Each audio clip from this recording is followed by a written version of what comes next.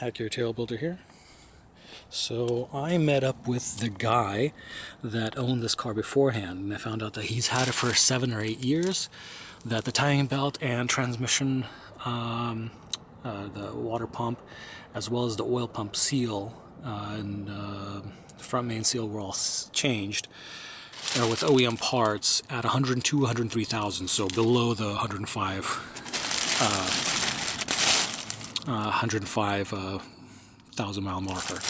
Also, the guy gave me this here is an OEM seat cover. So I don't know if you guys see that, the perforations on it, but yeah, he just happened to have one, and he was going to change it. This right here, you guys see this? Yeah, this should be like one of those ink, ink, ink sounds, but there you go. So what I did was I just cut the little bits that were kind of like half connected, right there and right there. See, this is anything under the actual padding is unaffected, but I just got one of these, not cashmere, but you know, the fleece, whatever that is, synthetic fleece, and I cut it in half, put in one Type-S, put this in the other.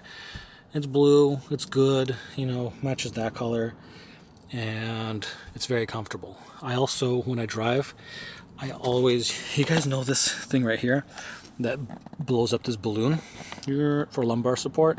So I only keep that on a little bit, because over time, you'll see on my other TL, in 105,000 miles that I drove that car, I always had it really, I like the lumbar support, so I always had it like really ballooned out. Now, what I do when I get in the car is when I wear a belt, I always hike my sweater down so the belt doesn't cover it, or it doesn't scrape against this as I drive, because it's going to wear it thin and then it's going to rip. I didn't rip it. I went somewhere and they were working on the car, and when they jumped in the car, it ripped. But what I actually do is I cover it like this, and then I sit down, and that way it's always like sliding around. I recommend these whether you have ripped seats or not, because these slide around.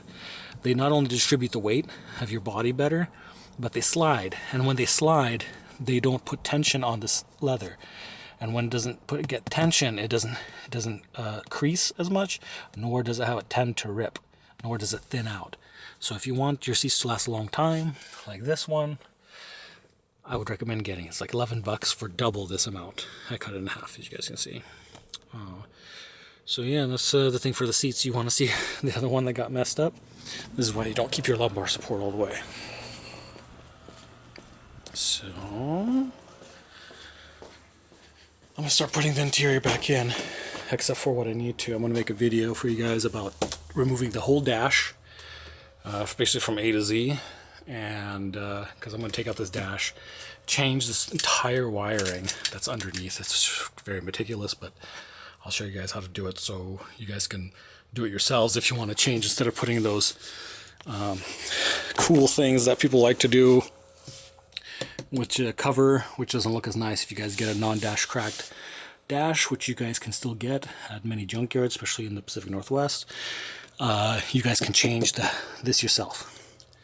So see how that happened? So I can even feel his lumbar support still.